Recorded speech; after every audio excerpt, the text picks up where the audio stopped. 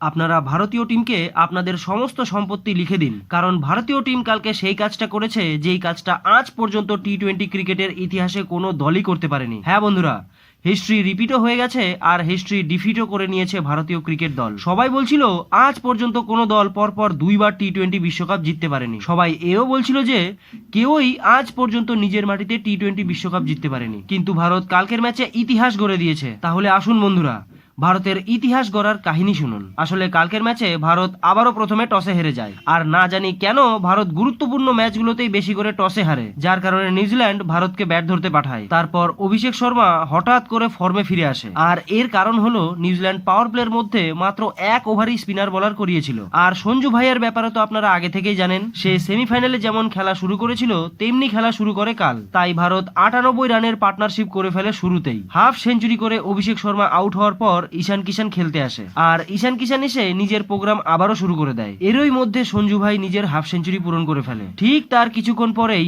ঈশান কিষানও 25 বলে নিজের half century পূরণ করে ফেলে, কিন্তু সঞ্জু ভাই আবারও কালকের ম্যাচে মাত্র 11 রানের জন্য নিজের সেঞ্চুরি পূরণ করতে পারেনি। আর এই পর্যন্ত ভারত 15 ওভারে 200 রান করেই ফেলেছিল, কিন্তু হঠাৎ করেই ভারত উইকেটের হোম ডেলিভারি শুরু করে দেয়। সূর্যা কুমার যাদব শূন্য কুমার যাদব হয়ে প্যাভিলিয়নে ফেরে, তবে শেষ ওভারে গিয়ে শিবম দুবে ভয়ানক পিটিয়ে 25 রান করে, যার কারণে জেতার জন্য নিউজিল্যান্ড 256 রানের বড় পাহাড়ের মতো টার্গেট পায়। তারপর ভারত বল করতে এসে নিউজিল্যান্ডের খতরনাক ব্যাটসম্যান ফিন অ্যালেনকে শুরুতেই আউট করে দেয়, যার ফলে ভারত তাদের অর্ধেক ম্যাচ এখানেই জিতে গিয়েছিল। কাল জসপ্রীত বুমরা আর আকসার প্যাটেল মিলে নিউজিল্যান্ডের অর্ধেক টিমকে খেয়ে হজম করে ফেলে। 10 ওভার আস্তে আস্তে সবাই জেনে যায় যে ভারত এই ম্যাচ জিতেই গেছে। তাই শেষে খালি এটাই দেখার বাকি ছিল যে নিউজিল্যান্ড কত রানে তাদের ম্যাচ হারে। নিউজিল্যান্ড কাল 19 ওভারে 159 রানে অল আউট হয়ে যায়, যার ফলে ভারত 96 রানে ফাইনাল ম্যাচে জয়লাভ করে। তবে পাকিস্তান থেকে কাল খুব জোরে কান্নার আওয়াজ পাওয়া গেছে ভারতে, তাই তাদের কান্নার কাহিনী নিয়ে আসছি কালকের ভিডিওতে বন্ধুরা। তবে ভারতীয় টিমের ব্যাপারে যদি আপনাদের কিছু বলার থাকে